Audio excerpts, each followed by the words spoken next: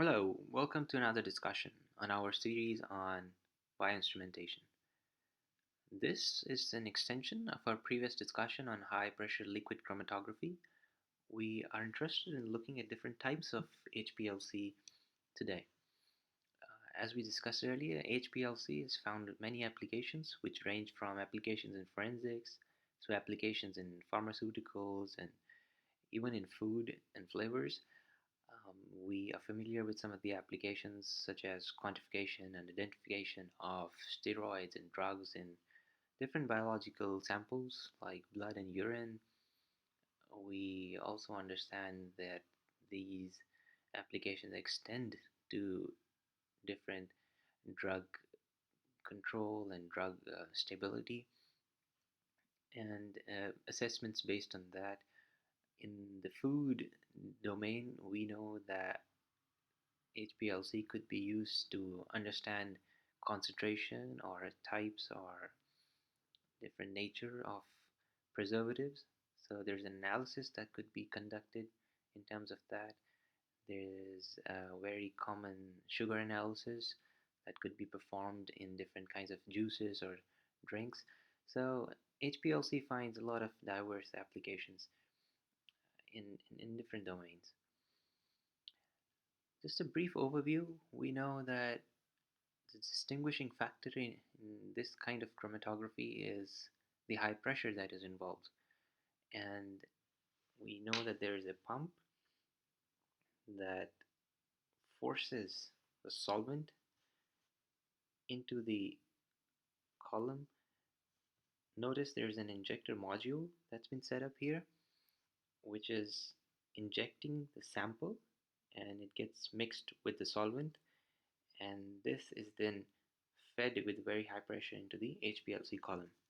Typically, this pressure is around 6,000 psi, pounds per square inch, or this is an equivalent of 42,000 kilopascals.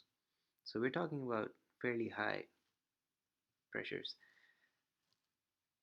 The amount of sample that we typically inject is about in the range of 0.1 to 100 milliliters, and the length of the column that is typically used is about 50 to 300 millimeters. Obviously, these vary depending on application to application and the nature of stationary and the mobile phase. The diameter of this column is normally from 2 to 5 millimeters. Now, there are columns that are less than 2 millimeters, and they are called micro bore columns. So they do exist. However, this is the typical range. We know that the columns are often densely packed with the stationary phase. It is sometimes silica gel, and particle size for those is of the order of 3 to 10 micrometers. So those are the typical ranges. And then there's a detector mechanism, and we look at the elutes, and most of the time this detection is based on um, different kind of detection mechanisms such as UV or some kind of fluorescence that is used to make sure that these detections are visible. Now, having said that, let's look into a better view of the column. So I am interested in looking at the column. So this is a snapshot of, say, zoomed in view of this part of the column, and it's packed with some stationary phase silica gels. Um, let's look at what are the different types of HPLCs. So you have a normal phase, reverse phase, size exclusion, and an ion exchange HPLC. So there are four major types of high pressure liquid chromatographies, and there is a fundamental difference between each of them. The normal phase is the one, and these are based on polarities. So the normal phase and the reverse phase are fairly simple to understand. The normal phase has a polar stationary phase and a non-polar mobile phase.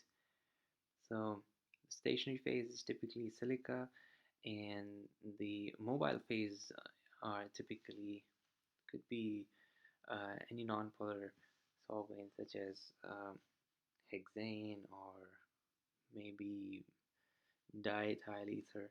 So you have a polar stationary phase. Maybe this is silica. Non-polar mobile phase might be hexane, or it could be diethyl ether. So, but the important part to understand here is that when you have a polar stationary phase, you expect the polar samples to be retained on the polar surface of the column. So the longer they are retained within the column, that is basically going to be the differentiating factor between the components. So the more polar sample is, the more retention time it is going to have. So it's going to stay a longer while in the column, and it's going to take longer to pass through the column because the stationary phase is also polar. When you look at the reverse phase, it works in the opposite manner. So you have a stationary phase, which is non-polar in nature, and then the mobile phase is a polar. Um, the non-polar could be anything hydrophobic, and then the polar could be something uh, based off water, a water solution, maybe mixture of water and methanol. So again, these are based on the interactions that the sample would have with the stationary phase, right?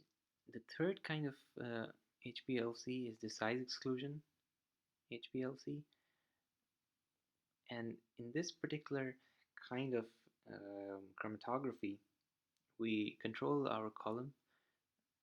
The sizes of the stationary phase, we are basically controlling the sizes of the pores or the holes or the passage through which our sample would pass. So we are controlling those sizes, and you might be tempted to think that if the sample sizes are small, they would be passing quickly through the pores, and the larger molecular samples would larger molecules of the sample would be slow in passing through the column. Remember, this is something that we discussed in gel electrophoresis, but the concept here is not the same as gel electrophoresis. And this is what I want to spend a bit of time on, that the separation here is based on molecular size, but the larger molecules in fact pass quickly through the column. And the reason for that is that supposedly you have so I'm going to set up a column like this. Supposedly you have a column like this, and then you have different gel silica molecules. Okay, and the point being that the smaller particles are able to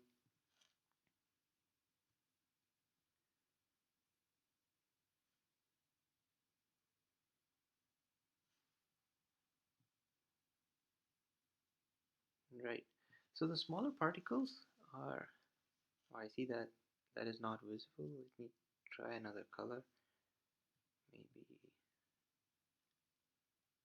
that is still not visible. Oh yeah, okay, now it is visible. Okay, so the point being that the smaller particles, such as those drawn in white, tend to pass through the porous silica particles. And as a result, they have to travel more distance, they get stuck in between, and they spend more time passing through these particles while passing from outside the particles as well. So they're spending more time in the column. The larger particles, drawn in turquoise or blue, are not passing from, because they're larger in size, they have greater molecular weight, they are not passing from within the porous particles of silica. So they tend to pass from around it. As a result, they're traveling lesser distance, they're not getting stuck as much as the smaller particles are. So the larger sized particles, they tend to move quickly through the column. And that is why the retention time of the larger molecules is going to be lesser as compared to the smaller molecules. So basically, these larger molecules, they are just rapidly washed through the column, whereas these smaller molecules, they just penetrate inside the porous packing particles, and as a result, they elute later. Elution is this entire process of moving or separating through the column, so we refer to it as smaller particles elute later. Okay, so that is an important aspect in size exclusion HPLC. The final type of HPLC is the ion exchange HPLC, and as evident from its name, the stationary phase is ionically charged, and charged is set up as an opposite to what is the charge of the sample ions. And this is done so that the sample ions could attract to the stationary phase, and uh, you could draw a conclusion out of it that the stronger the charge on the sample, the stronger it is going to get attracted to the ionic surface of the stationary phase. And if it's going to attract strongly to this stationary phase, it's going to take longer to elute out. So as a result, it's going to have a long retention time. The mobile phase in this case, it just acts as an aqueous buffer, and which could be basically used to control the elution time or the strength of the ionic interactions. Again, these are the 4 different types of HPLCs that we quickly reviewed, and looking forward to more questions from your end. Thank you.